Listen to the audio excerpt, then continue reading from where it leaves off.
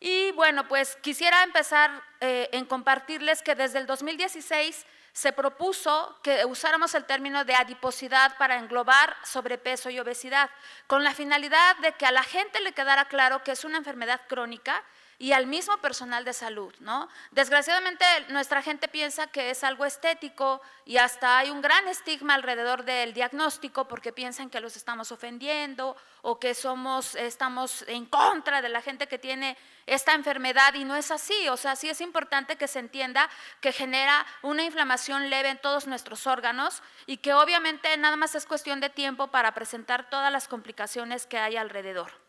Incluso el estudio de Framingham es muy famoso. Se demostró cuando se les dio seguimiento a los adultos desde su niñez que aun cuando recuperen un peso normal en el estado adulto, si tuvieron obesidad o sobrepeso, es decir, adiposidad en la infancia, van a presentar un envejecimiento prematuro y van a tener complicaciones cardiovasculares en una edad más temprana. ¿Sí? Entonces, algo muy importante, colegas, es que nosotros usemos las tablas que hay de la OMS o de CDC para calcular el IMC y ubicar en qué percentil se encuentra. Si está en el 85 pero menos del 95 sería sobrepeso, y si está en el 95 o más sería obesidad. Una forma, ahora que todos son muy protecnológicos, es simplemente bajar la calculadora de AnthroPlus que ofrece la OMS, metemos la fecha de visita del niño, la fecha de nacimiento, el sexo, el peso y la edad, y automáticamente nos va a dar percentiles, ¿no? Incluso aquí tenemos el percentil 94 y tenemos también el puntaje Z del índice de masa corporal, que normalmente hay una correlación como del 80% usando puntaje Z del IMC o el percentil. Recuerden que el puntaje Z del IMC, si sale en 1 a 1.99 sería sobrepeso, y si sale 2 o más es obesidad. Francamente yo les recomiendo que usen la calculadora porque muchas veces la tabla ya no nos alcanza para graficar a los niños, tristemente, y a la gente le queda a veces un poco más claro. ¿Qué cree? Que a partir de 2 es obesidad y su hijo trae 4, ¿no? Entonces, eso es algo importante que pueden hacer. Otro aspecto muy importante que incluso en los adultos se recomienda es el índice cintura-estatura o la relación cintura-estatura. Si nosotros medimos bien la cintura, justo el punto medio entre el arco costal inferior y el borde superior de la cresta ilíaca, si nuestra cintura mide la mitad o más de nuestra estatura, estamos con riesgo cardiometabólico, porque eso implica obesidad a nivel visceral, y en pueblos recónditos, incluso que no hubiera cinta métrica, usan incluso cordones, mecates, miden la estatura de la persona, la doblan a la mitad, miden la cintura, y si no cierra, pues obviamente ya es un dato que nos puede orientar hacia un problema de riesgo cardiometabólico. Nosotros en perinatología usamos el método de la impedanciometría, usamos el InBody, y créanme, colegas, ojalá ustedes lo pudieran tener en sus consultorios. A la gente le queda más claro cuando tú le dices su porcentaje de grasa. Todavía no te la creen aunque uses gráficas y el puntaje Z. Ya cuando le dices, ¿qué cree? Que lo máximo en hombres de grasa es 25% y su niño trae 30, dicen, ah, caray, no, pues yo pensé que era musculoso, de huesos anchos, y ya como que se preocupan, ¿no? Y en la mujer igual, o sea, nuestro tope es 30%, si ya traemos, créanme que casi todas las mamás de nuestros niños traen 50%. Entonces ya se la creen, dicen, ah, no, entonces sí tengo un problema, ¿no? Entonces ojalá lo usaran. Las causas, la verdad es que hay muchísimas, colegas, no terminaría de comentarlas todas, pero aquí traté de resumirlas de la mejor manera posible. Obviamente lo genético impacta, pero muchos estudios dicen que solo es un 20-30%, así que toda la gente que dice, es que ya es de familia, estoy así gordito porque mi abuelito, mi papá, error. Realmente es más como lo cultural, ¿no? Sí, obviamente genes, polimorfismos, epigenética tienen que ver. Incluso tenemos ese dato de que 80% de riesgo de que padezcamos obesidad si nuestros dos padres la padecen, y 40% si uno de ellos la padece. Pero más que por cuestión de los genes involucrados es la forma en que te empiezan a educar desde pequeño, ¿no? En cuanto a hábitos y calidad de la alimentación. Lo psicológico también importa. Lo conductual y lo perinatal es algo en que nosotros los médicos casi no ponemos atención. Definitivamente lo correcto es que cuando nos llega un pacientito con adiposidad, investiguemos sus hábitos y también los riesgos perinatales que pudieron haber tenido. Lo cultural todavía nos estorba, aún hay gente que cree que el niño gordito, cachetoncito es el sano, ¿no? Incluso tenemos el dato de que solo el 30% de las mamás están reconociendo el peso real de sus hijos. Y lo económico no se diga, ni siquiera alcanza el salario para cubrir la canasta básica del mexicano. Necesitan trabajar 24 horas, 18 minutos para que alcance, o sea, el día no nos alcanza para cubrir y nada más la canasta básica, ¿no? Entonces vean que este problema es transgeneracional. Si una embarazada padece adiposidad o gana bastante peso o menos del recomendado de acuerdo a su IMC pregestacional, va a tener muchas complicaciones, preeclampsia, diabetes, va a marcar a su hijo y las células sexuales del hijo se están marcando, entonces se están afectando 3 generaciones y por eso son los niños nuestra esperanza de cambiar esta alteración transgeneracional. Y aunque yo como pediatra obviamente estoy sesgada hacia los niños, pues todos somos importantes, ¿no? Porque obviamente si nosotros los adultos no le damos un buen ejemplo a nuestros hijos de cómo alimentarse y qué hábitos deben de tener, pues esto se va a seguir perpetuando desgraciadamente. Vean todas las complicaciones que hay por adiposidad, por eso hay varios estudios que se han publicado en donde solo es cuestión de tiempo. Hay gente que dice, mira, gordito pero sanito, ¿no? Mi glucosa está en 80, no te preocupes, todo bien. Y a veces uno diría, ay, ¿cómo no salió alto? ¿No? Pero no, mejor que no salga alto. Pero solamente así la gente a veces aterriza y dice, no, entonces sí tengo un problema, ¿no? Hay que dejar de verlo como una cuestión solo de estética o de banalidad y hay que darle el peso que tiene, ¿no? Por sí sola es una enfermedad crónica y aparte son todas estas las complicaciones. Yo en lo personal tengo la grata experiencia de que pude estar 2 años en la clínica Joslin especializándome en un estudio multicéntrico, el más grande que hay de diabetes tipo 2 en niños, y créanme que lo que hicimos, obviamente los pediatras endocrinólogos no teníamos mucha experiencia viendo diabetes tipo 2, lo que veíamos era la tipo 1, y créanme que antes de los 90, de 100 niños que teníamos con diabetes, solo el 2% tenía diabetes tipo 2. Pero aumentó ahora hasta un 8,45%, o sea, 4 a 22 veces más la diabetes tipo 2 en los niños. Y en México tenemos el dato de 25% por parte de nuestra Sociedad Mexicana de Endocrinología Pediátrica. Lo más triste es que aún comparando estos 3 tipos de tratamiento que les dimos a esos adolescentes y jóvenes con diabetes tipo 2, la mitad de ellos requirió insulina a tan solo 2 años de evolución, muy contrario a lo que pasa con los adultos, que pueden pasar 10, 15, 20 años, que muchas veces es también que no quieren hacerlo, ¿no? Y a veces es importante una insulinización temprana. También vimos que esos niños que requirieron insulina tuvieron mamás con diabetes, ya sea antes del embarazo, durante el embarazo o en los primeros años de vida de estos niños. Ahí es donde se refuerza más este principio de DOHAD, que es el sinónimo de programación metabólica. DOHAD por sus siglas en inglés significa origen en el desarrollo embrionario y fetal de la salud y la enfermedad. Por eso es básico que también el grupo de las embarazadas sea bien atendido para evitar estos problemas. Y algo que les comparto que me preocupa muchísimo es que las adolescentes que se llegaron a embarazar, que solamente fueron 53 embarazos de 700 niños que estudiamos, 20,5% de sus hijos tuvieron malformaciones congénitas. Y eso que eran adolescentes pues vigiladas, estudiadas, y eso nos pone en shock a los pediatras endocrinólogos porque las adultas que tienen diabetes, solo el 10,5% de sus hijos tienen malformaciones. ¿Sí? De ahí la expresión que dice la gente ahora, no es que ya no los hacen como antes, ¿no? Realmente es muy, muy común que las nuevas generaciones estén teniendo más problemas, incluso sí se ha publicado, solo que no se hace mucho ruido para no alarmar a la gente, pero la esperanza de vida en los niños en México se ha calculado que se reduce a 7 años. En Estados Unidos se tiene el dato que 1 de cada 2 niños latinos nacidos en los Estados Unidos a partir del 2000 va a tener diabetes, o sea, un 50%. En México se espera que del 13% en unos años subamos al 30%, y por eso muchos expertos dicen que la vida de los hijos será más corta que la de los padres. Lo vimos en la pandemia, tristemente mucha gente de 40, 50 años murió, cuando en Europa eran los de 80 años, ¿no? Y no hay dolor más grande que enterrar a un hijo, ¿no? Entonces por eso todos tenemos que poner atención en esto. En esta imagen pueden ver que se disminuye en altos porcentajes la posibilidad de las complicaciones si bajan de peso las personas.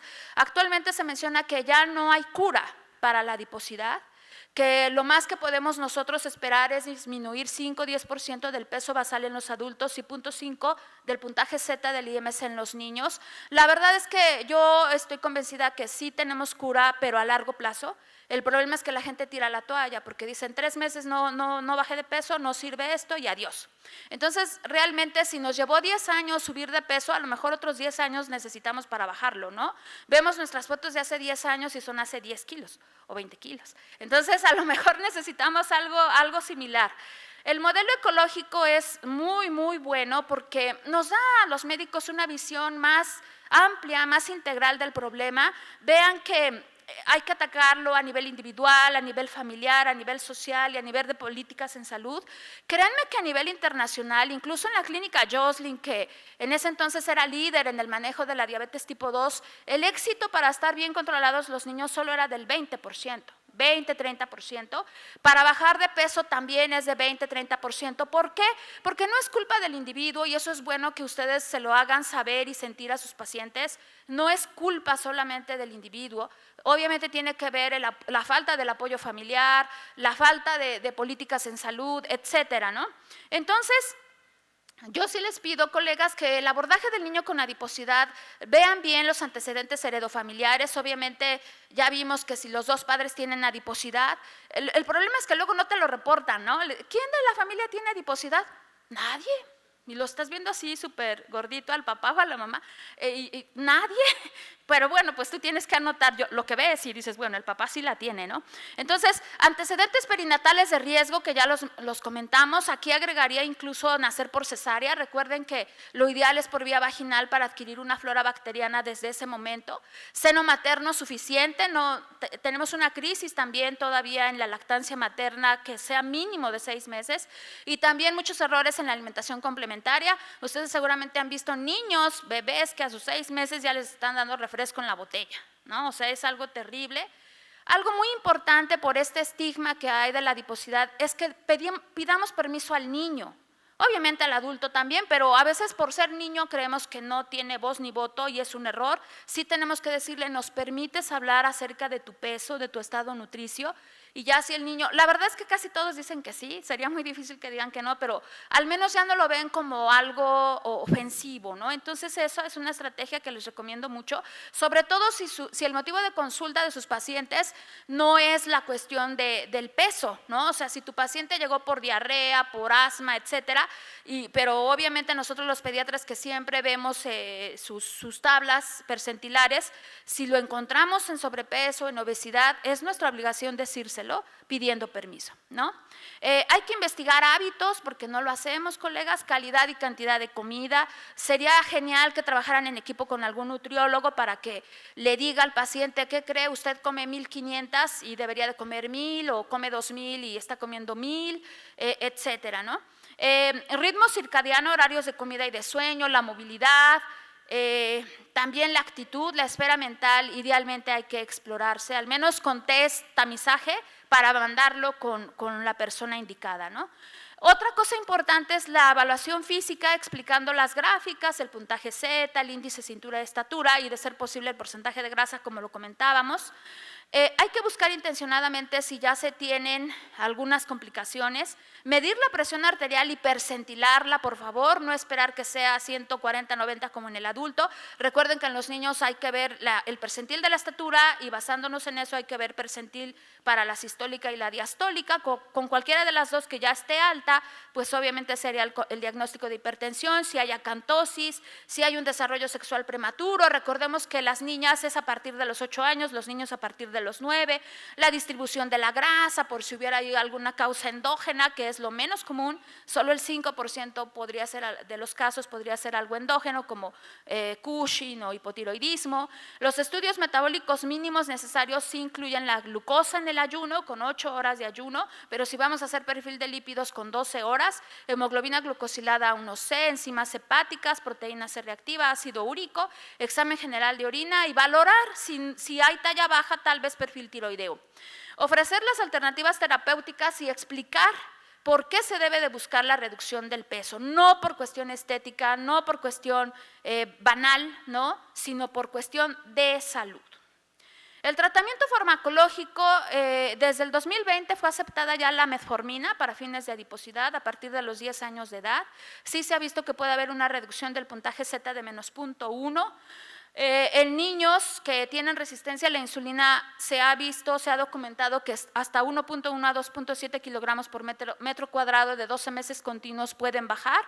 La dosis inicial es 500 miligramos cada 12 o 24 horas, con incrementos graduales hasta 2.5 gramos por día. Los efectos secundarios son molestias gastrointestinales y acidosis láctica, por eso no se debe de indicar si hay un daño severo de la función renal. Orlistat bloquea la absorción de grasa al inhibir la función de lipasa pancreática e intestinal. Se aceptó en los adultos en 1999 y en los niños hasta el 2003, pero para mayores de 12 años. Sí se ha visto que puede reducir el peso, la dosis es 120 miligramos 3 veces al día y el principal efecto adverso es la esteatorrea. También puede haber urgencia fecal, flatulencias e incontinencia.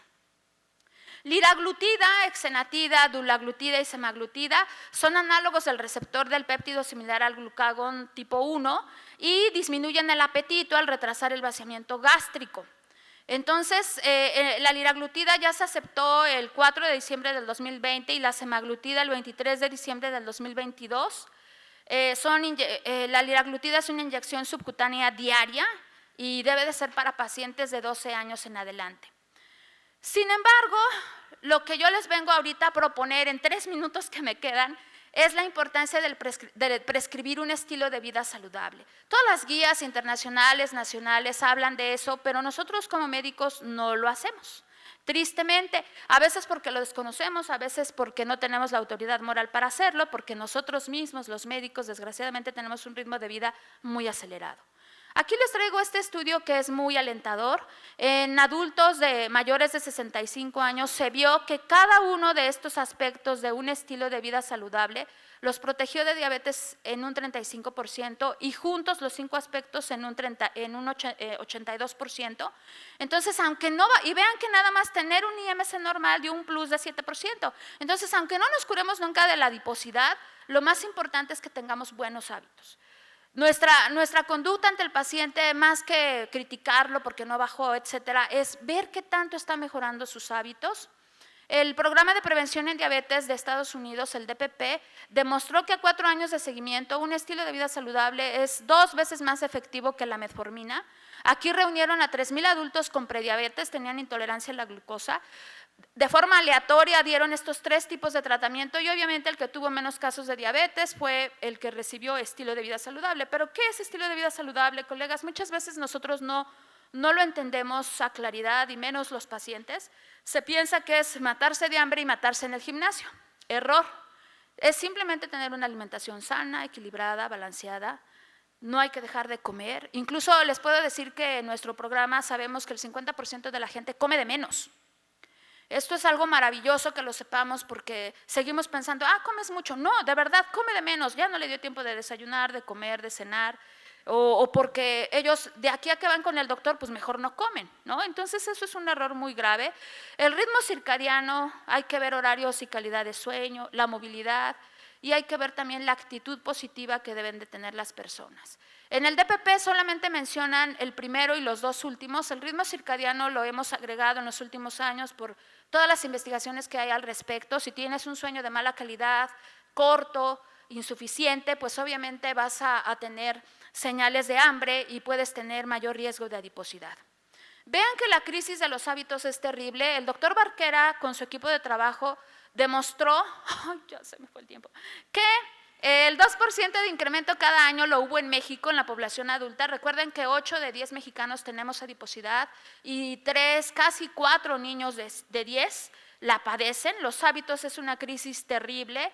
En Europa, que se supone hay mejor poder adquisitivo, solo 1.1% logró buenos hábitos, 5 a 6 hábitos, los demás fue en un porcentaje muy bajo. En perinatología tenemos esta cosa terrible de que solo 4 verduras al día lo logra 1.5% cuando llegan por primera vez. Las leguminosas y las semillas es lo que más se tardan. Y bueno, pues ya no me va a dar tiempo de lo demás, nada más les quiero comentar que quiero concluir porque no me quiero ver gandalla con mis compañeras. Entonces, lo que les quiero decir es que definitivamente sí se puede, colegas. Nosotros tenemos este programa de SACB. SACB es una palabra maya que significa camino blanco, y damos el abordaje en familia. Evaluamos por igual a los papás y a los niños, y el éxito que hemos tenido para que bajen de peso es del 80%. Contra un 20% esperado. Es algo maravilloso que nos alienta mucho a seguir adelante, y simplemente prescribimos estilo de vida saludable. Obviamente ofrecemos también la terapia farmacológica. Muchos padres no quieren que sus hijos tan chiquitos ya estén con metformina, pero al decirles que solamente va a ser transitorio mientras logran aterrizar el estilo de vida saludable, se animan a hacerlo. Así que espero que esta información sea de su utilidad. Muchas gracias.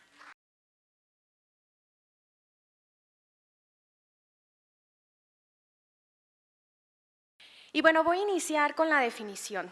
Sabemos todos que la enfermedad hepática grasa no alcohólica es cuando hay más del 5% de acumulación de grasa en los hepatocitos, y que no existe el antecedente de ingestión de alcohol, enfermedades genéticas, infecciones, uso de medicamentos o estados de desnutrición que nos causen esa esteatosis. Y se sabe que en pediatría pues es la enfermedad hepática crónica más común. Sabemos que de acuerdo a la histología pues incluye un gran espectro, puede ir desde una simple esteatosis hasta ya un daño hepatocelular, ¿verdad?, con necroinflamación, y en caso de seguir avanzando este problema pues sabemos que puede llegar a desarrollar fibrosis o cirrosis. También ya hemos venido escuchando este concepto de MAF, ¿verdad?, que es disfunción metabólica asociada al hígado graso. Y esto, bueno, sabemos nosotros que el punto clave es la resistencia a la insulina, y esto nos conlleva una serie de anormalidades, entre ellas la acumulación de grasa en el hígado. A mí esta tabla me gusta mucho porque nos permite diferenciar el NAFT del MAFT, ¿verdad?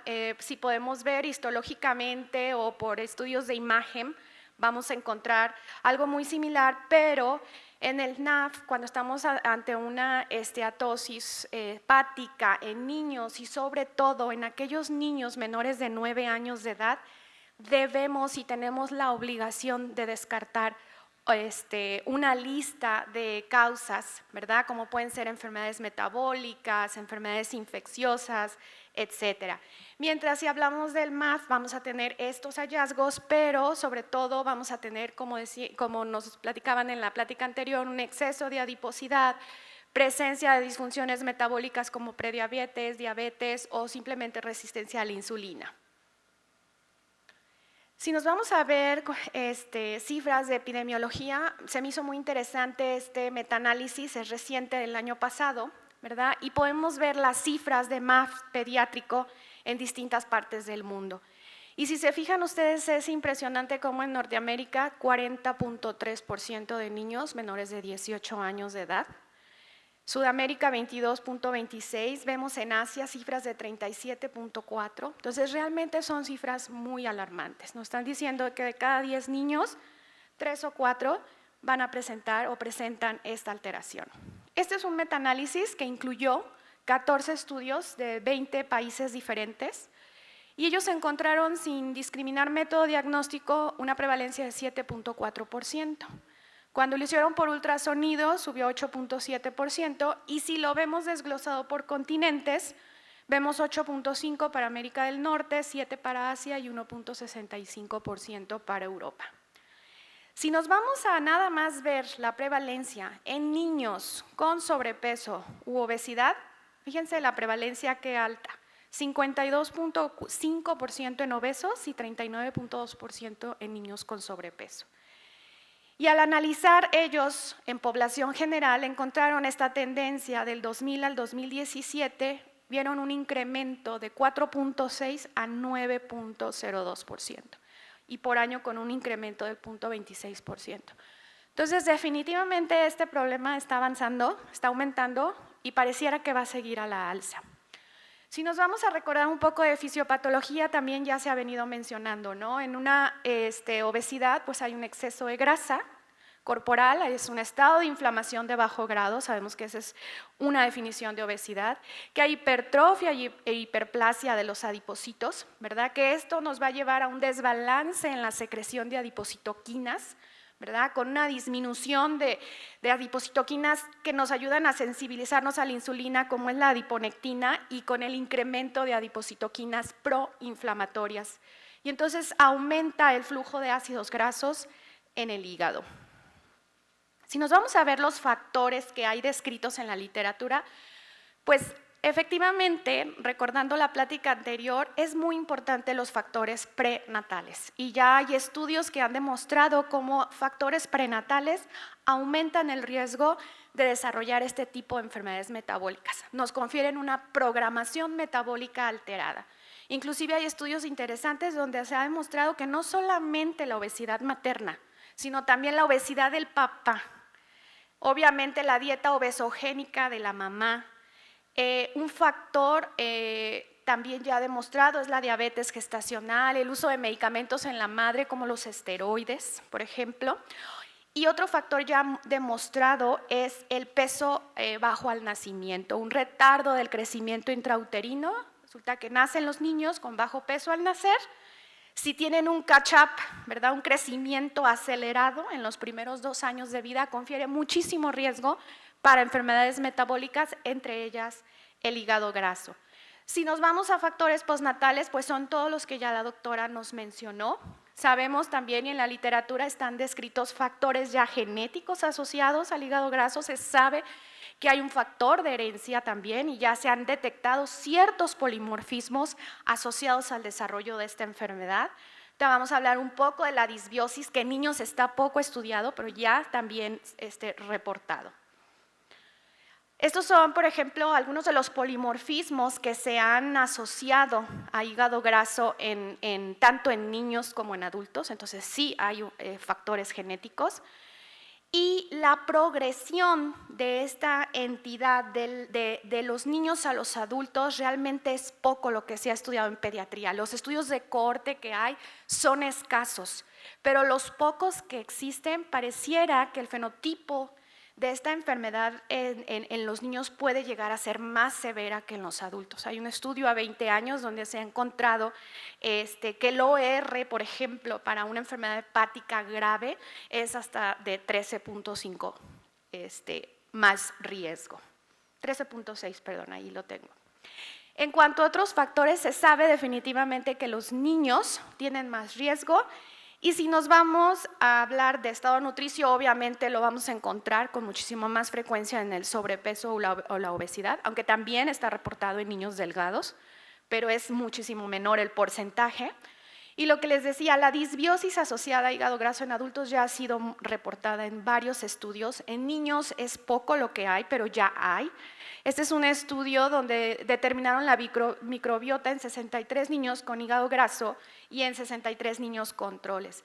Y definitivamente cuando compararon la microbiota sí se vio diferencia entre estos dos grupos y se encontró que la disbiosis se asoció a patógenos oportunistas en niños con hígado graso. Otras causas o otras entidades asociadas que se han reportado en pediatría son las enfermedades autoinmunes, como la enfermedad celíaca.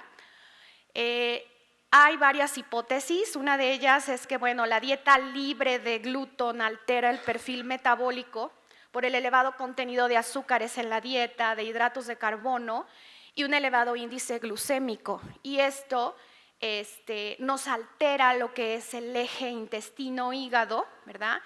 Aumenta el flujo de sustancias tóxicas al hígado y son de las hipótesis que se han planteado como daño a los hepatocitos y asociado a enfermedad hepática grasa en niños. De hecho, hay algunos estudios donde nos recomienda que debemos de buscar enfermedad celíaca en estos niños. El cuadro clínico generalmente en los niños es asintomático, sobre todo en las primeras fases. La mayoría de las veces lo vamos a diagnosticar de manera incidental porque pedimos un ultrasonido o algún estudio de imagen para descartar otra enfermedad o niveles de enzimas hepáticas y resulta que nos reportan esteatosis hepática, ¿no? Sí se pueden encontrar estas otras manifestaciones como esplenomegalia, hemorragia varicial, ascitis, pero ya estaríamos hablando de cuadros avanzados de fibrosis y cirrosis. En algunas series pediátricas se ha reportado el dolor abdominal vago y la fatiga, pero generalmente es asintomático. Bueno, ¿cuándo hay que o cómo debe ser el abordaje diagnóstico en estos niños? Esta es la guía de la NASPGHAN que se publicó en el 2017. Como podemos ver, si estamos ante niños de 8 a 18 años de edad que tienen sobrepeso o que tienen obesidad, esto es que el puntaje Z de índice de masa del índice de masa corporal es por arriba del percentil 85 para edad y sexo, pues tenemos que pedir niveles de ALT. Si estos niveles están por abajo de 30 unidades, tenemos que estar haciendo el monitoreo cada 2 o 3 años de estos niños. Si los niveles son entre 30 y 80 unidades, se tiene que repetir esto cada 6 meses, obviamente estar monitoreando y empezar a incidir en ese exceso de peso. Y si estamos ante un niño con obesidad y con niveles de ALT mayores de 80 unidades, definitivamente necesitamos seguir abordando a ese paciente y tratarlo. Algo también muy importante recordar que un porcentaje puede tener obesidad, sobrepeso, tener transaminasas normales y no por esto podemos descartar hígado graso. Entonces aquí es la guía de screening, ¿verdad? En pediatría, lo que les mencionaba, los niveles de ALT. Y bueno, hay que recordar los puntos de corte. Para niñas, el punto de corte de ALT es de 22 unidades, mientras que para los varones es de 26. Y se van a considerar elevados cuando 2 veces por arriba lo normal estas cifras y que esta elevación se haya mantenido por más de 3 meses. ¿Qué podemos hablar del ultrasonido? Pues sabemos que es un método muy accesible, barato, disponible prácticamente en todos los lugares donde nosotros estemos viendo pacientes, pero obviamente las desventajas es un método subjetivo, es operador dependiente. Y si nos vamos a las guías pediátricas, nos vamos a encontrar que la NASPGHAN definitivamente no nos recomienda su uso. ¿Por qué? Ellos dicen que la sensibilidad y especificidad es muy baja, sobre todo en aquellos niños donde hay menos del 33% de esteatosis, mientras que la SPGHAN sí recomienda su uso. Por ejemplo, en 2011 traigo este estudio de 208 niños, se comparó biopsia hepática con ultrasonido y realmente el área bajo la curva para detectar esteatosis con ultrasonido fue de 0.87, nada mal. ¿Qué podemos decir de otros métodos diagnósticos? Bueno, está la resonancia magnética, ¿verdad? Que en adultos, por ejemplo, ya hay estudios donde muestran que se puede diferenciar bastante bien la esteatosis simple de la esteatohepatitis en adultos. En niños hay pocos estudios, pero por ejemplo, este estudio evaluó la precisión diagnóstica de la resonancia y el ultrasonido en 68 niños obesos con estas edades de 13 más menos 2.95 años y ellos encontraron que hubo una mejor correlación del grado de esteatosis con la fracción de grasa medida por resonancia magnética que por ultrasonido.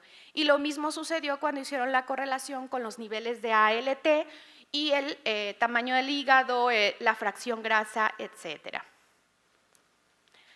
También en la guía de la NASPGHAN nos menciona la tomografía como un método más sensible y específico, pero bueno, sabemos que se expone a radiaciones en niños, entonces realmente pues es un método que no utilizamos.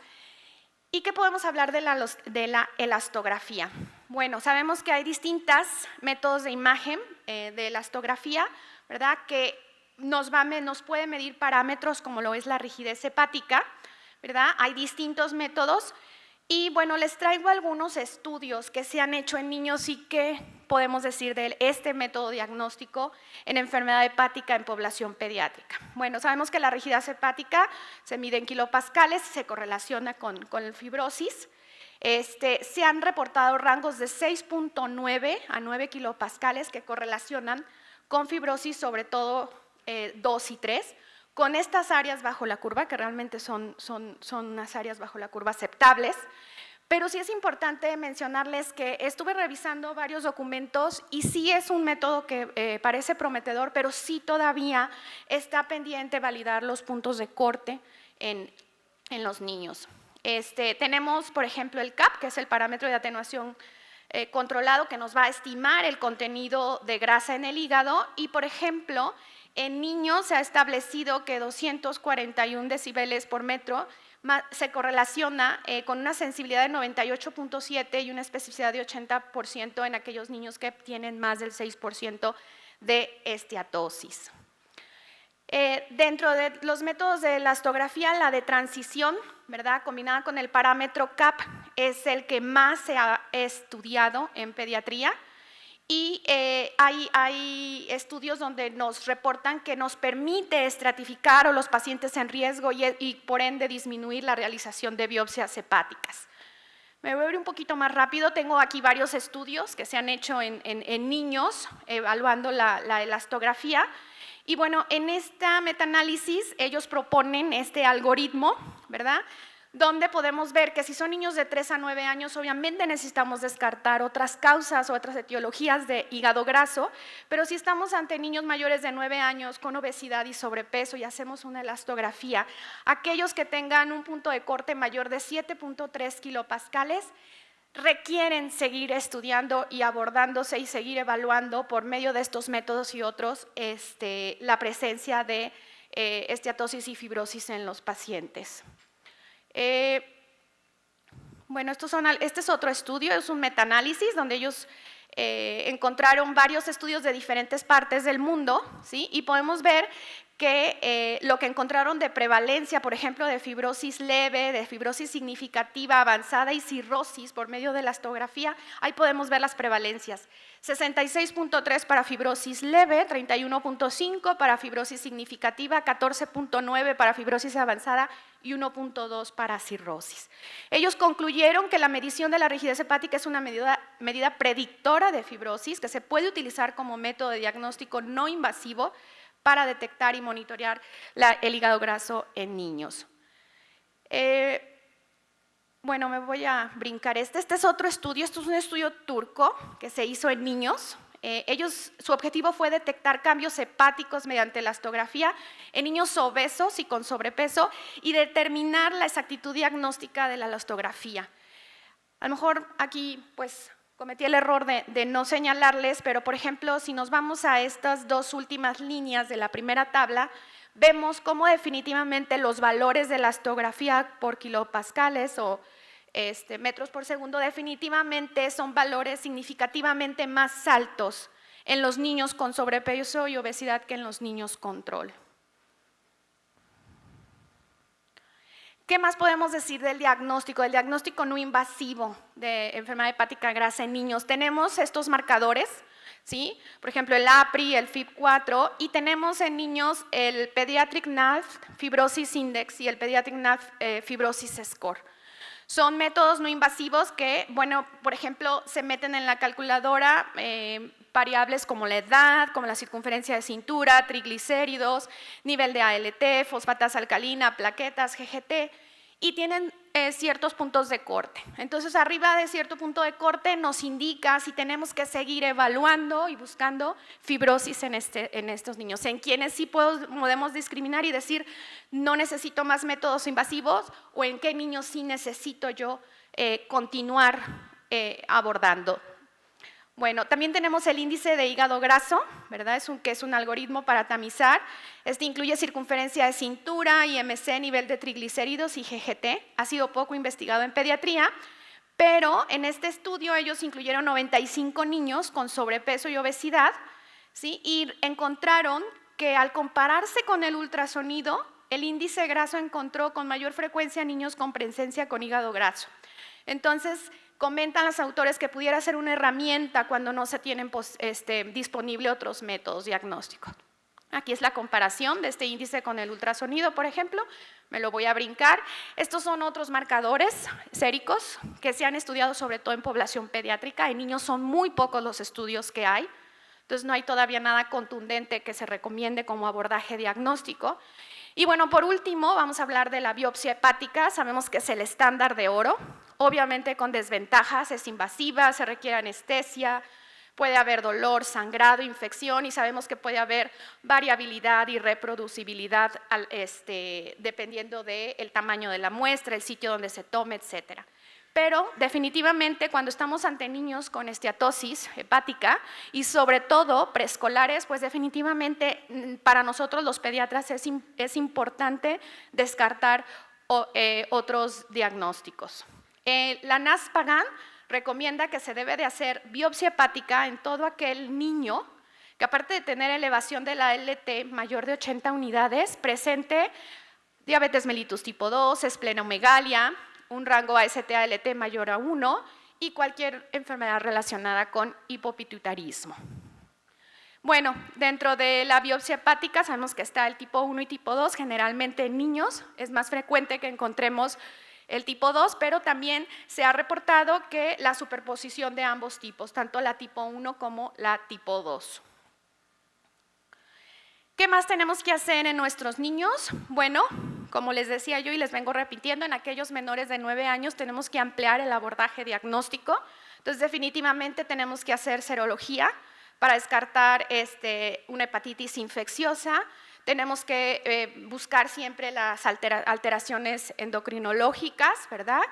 Tenemos que también pensar en enfermedades genéticas y metabólicas. Para nosotros es muy importante, por ejemplo, el tamiz metabólico o buscar intencionadamente enfermedades como deficiencia alfa-1 antitripsina, enfermedad de Wilson, etc.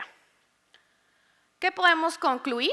Bueno, que la prevalencia de esta enfermedad va en aumento y va a seguir en aumento y de manera paralela con la pandemia de la obesidad. Que sí, en pediatría debemos siempre primero iniciar con métodos no invasivos como primer abordaje diagnóstico. La NASPGHAN nos sigue dictando que los niveles de ALT es importante, medirlos, ¿verdad? E interpretarlos, que el ultrasonido, que es un método operador dependiente, y si tiene ese niño más del 33% de esteatosis, nos puede ayudar con nuestro diagnóstico. La elastografía, sobre todo de transición, es un método prometedor.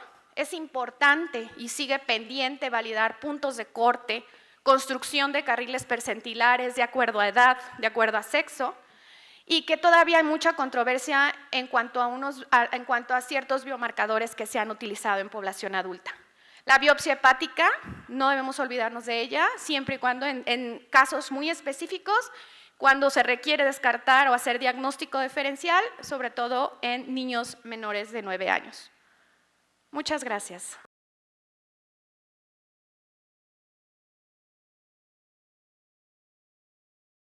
Quiero empezar en el contexto del sobrepeso y obesidad. Finalmente no podemos pensar en un tratamiento sin pensar en el factor causal, y el factor causal es este alto índice de masa corporal que hace que haya una distribución anómala de grasa a nivel del abdomen.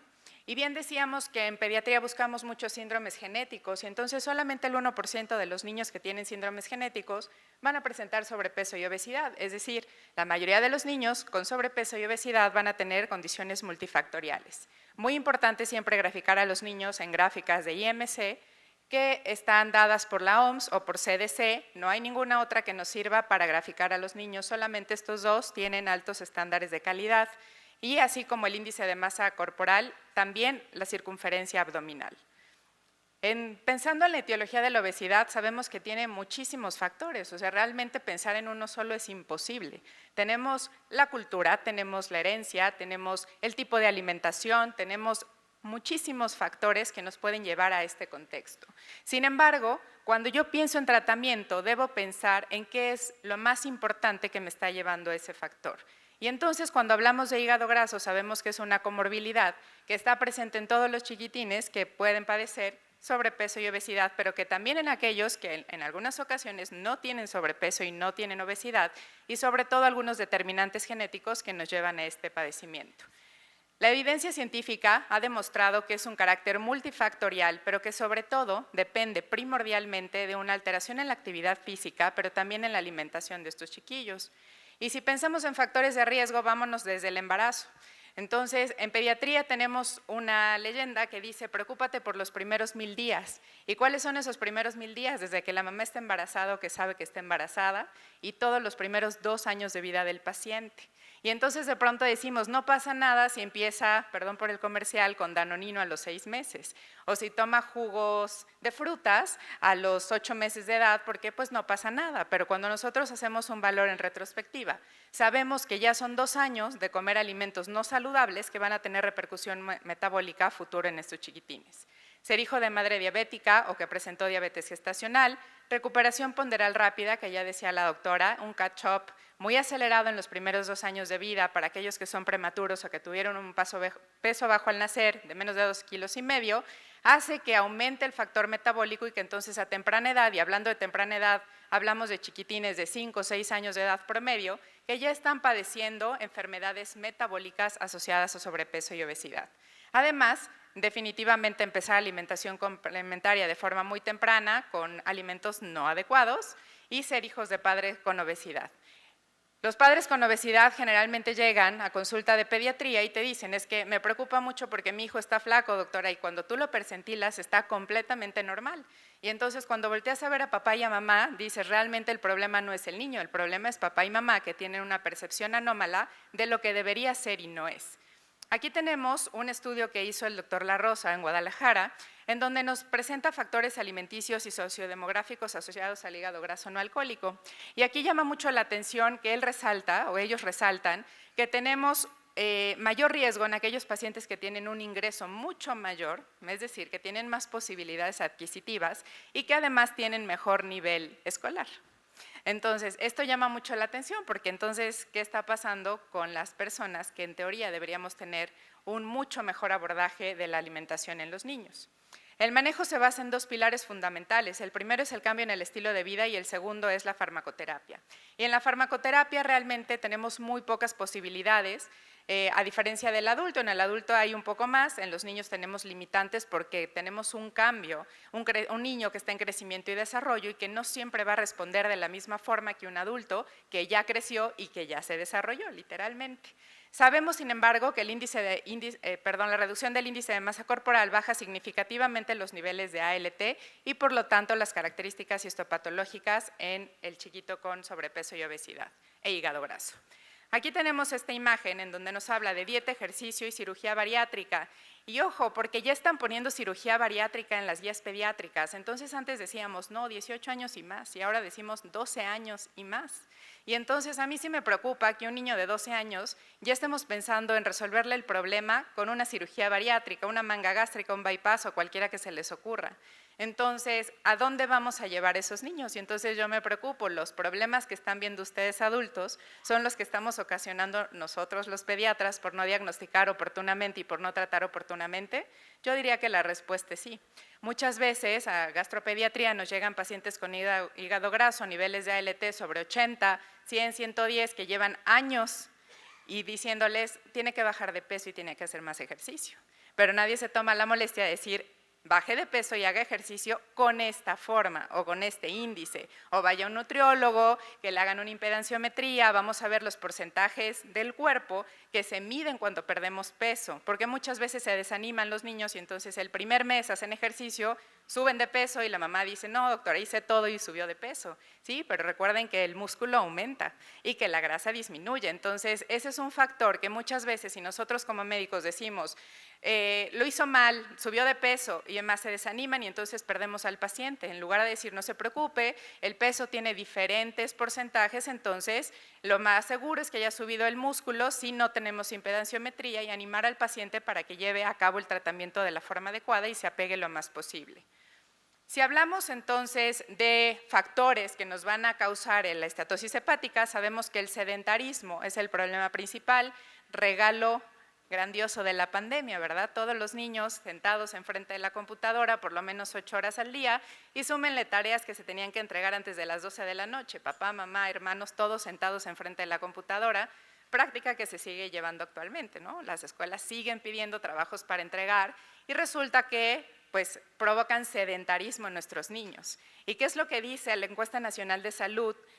La última del 2020 dice que el sedentarismo en los niños está calculado en promedio a 278 minutos por día.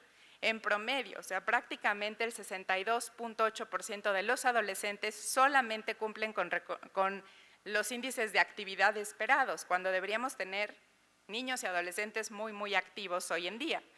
La Organización Mundial de la Salud recomienda que deben hacer por lo menos 60 minutos al día por 5 días de la semana. Eso sería el ritmo ideal, 60 minutos al día por 5 días.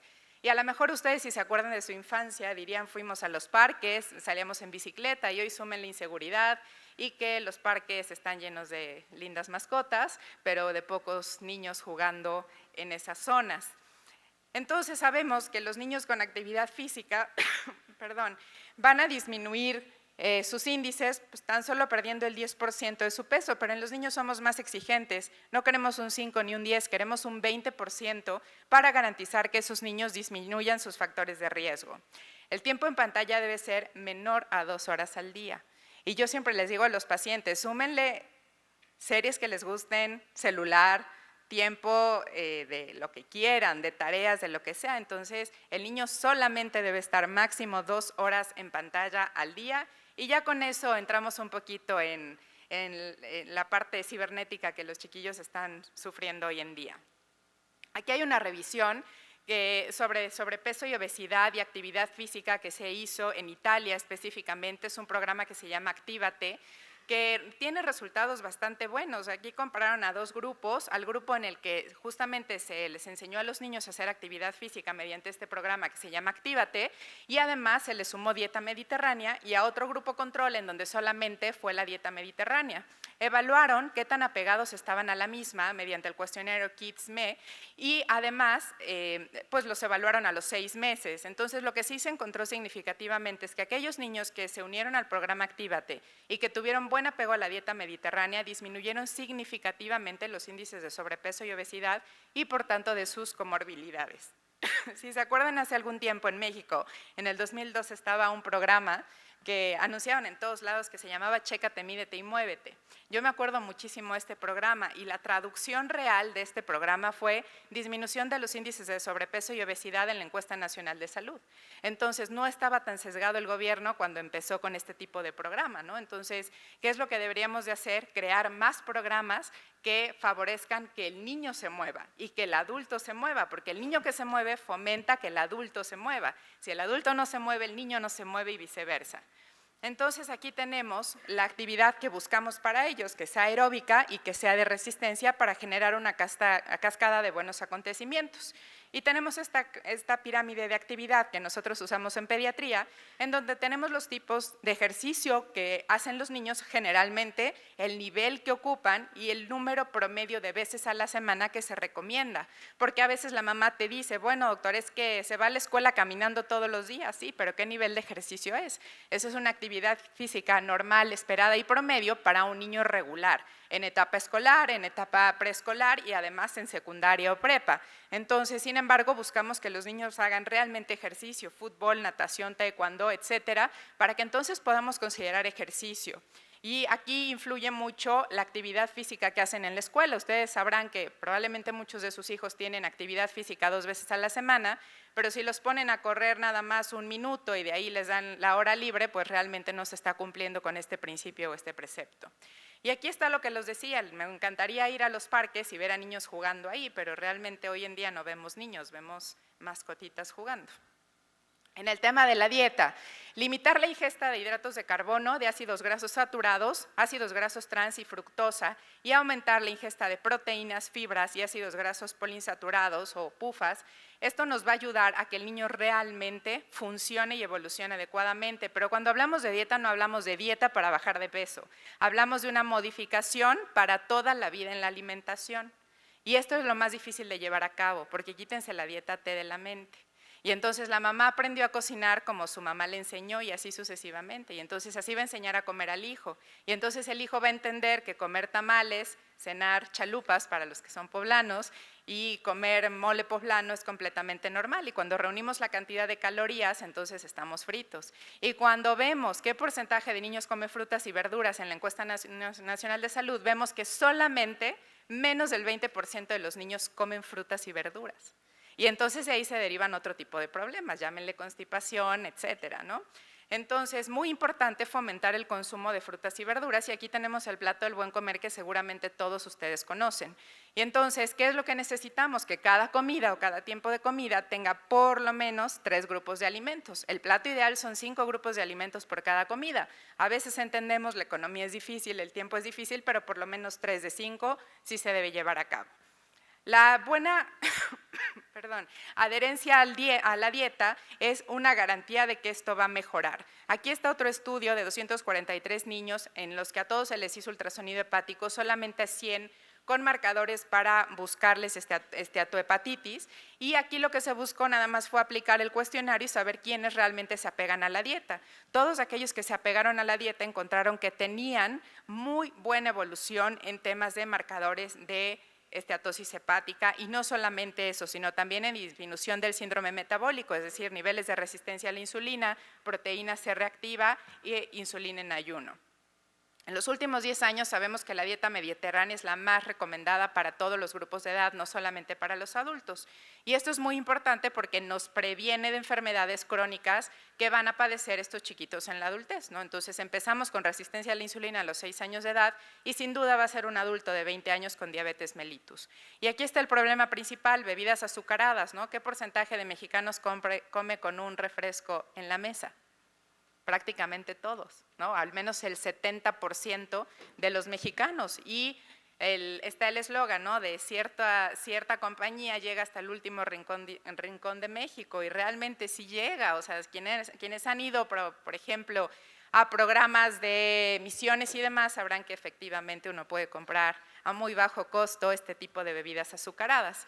Aquí hay un estudio que se hizo también en donde se busca el impacto de disminuir las bebidas azucaradas en un grupo poblacional pediátrico, y lo que se encontró en base a este tipo de estudio es que realmente hubo una diferencia significativa en la disminución del sobrepeso y obesidad en los niños, tan solo quitándoles bebidas azucaradas, y con esto llamamos refrescos y jugos. Entonces, los zumos de fruta naturalmente dulces se pueden ingerir con control, pero no se pueden ingerir todos los días, y mucho menos aquellos que son procesados, porque aumentan los índices en estos chiquitos. La eficacia de la intervención nutricia y la actividad física en niños también es muy importante, y aquí tenemos otro estudio mexicano también llevado por el doctor La Rosa. Aquí lo que nos habla es la intervención nutricia y algunos medicamentos, y el éxito final siempre se traduce en índice de masa corporal y en algunas disminuciones de índices para que nos están hablando de enfermedades metabólicas asociadas. El beneficio bariátrico, por ejemplo, en este estudio nos habla de que sí, efectivamente se pueden operar a niños a partir de los 12 años de edad con índices de masa corporal de más de 35, quienes han tenido un efecto positivo tras la terapia psicológica y tras el apego nutricional. Está comprobado que esos niños que no se apegan al tratamiento y que están esperando magia después de la cirugía bariátrica, a 5 años tienen recaída. Entonces, yo les preguntaría, ¿cuántos niños van a mandar realmente a cirugía bariátrica en lugar de dejarles 1 hora de su tiempo en la consulta, explicarles qué es lo que se debe de hacer para la dieta y para el ejercicio? En el tema farmacológico, no tenemos hoy en día en pediatría ningún medicamento que esté recomendado al 100% como terapia específica y única para niños con esteatosis hepática. Tenemos el Tonic Trial, que tiene ya varios años, que salió en el 2011, y a partir de esa base de datos han salido muchos estudios más, en donde realmente se comparan 3 grupos: placebo, cambios en el estilo de vida; metformina, cambios en el estilo de vida; y vitamina E más cambios en el estilo de vida, y encuentran que hay una mejoría en el 28% de los pacientes con placebo y cambios en el estilo de vida. Entonces, esto es significativo porque entonces estamos ahí descubriendo el hilo negro, literal. Entonces, tenemos que hacer cambios en el estilo de vida, no hay más. La vitamina E no se recomienda a todos los niños, a pesar de tener un efecto antioxidante. El ácido graso omega 3 debe promoverse de forma natural a través de una dieta balanceada, a base de salmón, a base de sardinas, a base de pescado blanco, de la forma natural. Muchas veces en pediatría se buscan suplementos y las mamás te piden vitamina para todo. Entonces, de pronto a veces se piensa que saliendo con una receta de 10 medicamentos son más felices que entregándoles una impresión del plato del buen comer y enseñándoles cómo se debe de hacer. Los probióticos, ya se decía, tienen un efecto importante y los que se han estudiado más en niños son Lactobacillus GG y BCL3, que no tenemos en México. Otros medicamentos como los anti-GLP-1, esos son bastante prometedores, sin embargo también son costosos, hay que inyectar diariamente a los niños y realmente se tiene un efecto sobre sobrepeso y obesidad, pero no tenemos un efecto directo sobre esteatosis hepática. La vitamina D, que está un poco de moda, también sí se ha encontrado que tiene una relación directa con aquellos niños que tienen disminución en la misma, con mayor riesgo de padecer esteatosis hepática y además sobrepeso y obesidad. Entonces, en este estudio sí recomiendan la administración de suplementos de vitamina D en aquellos niños que se demuestra insuficiencia y que además tienen esteatosis hepática. Y les quiero concluir diciéndoles que la lactancia materna debe ser una promoción que debamos seguir todos los pediatras o todos los que estamos en área de la salud, porque el hecho de preservar entre más tiempo la lactancia materna disminuye significativamente el riesgo metabólico en los chiquitines y aquí está más que evidente. Entonces, aquellos niños que tienen leche materna tienen efecto protector. La prevención sigue siendo el mejor enfoque. Y aquí está un resumen de todo lo que les he dicho: evitar bebidas azucaradas, dieta balanceada, ejercicio moderado e intenso, tiempo en pantalla menor a 2 horas, no hay medicamentos comprobados y se puede contemplar la cirugía bariátrica, sobre todo en aquellos chiquillos que tienen más de 35 de IMC y han llevado muy bien a cabo su dieta. Mensajes para llevar a casa: las intervenciones sobre el estilo de vida son factibles y eficaces dentro de la prevención. No tenemos intervenciones farmacológicas comprobadas que apliquen para el 100% de los niños. Se necesitan definitivamente ensayos mucho más amplios y tomar en cuenta el enfoque multidisciplinar para el tratamiento de estos chiquitos.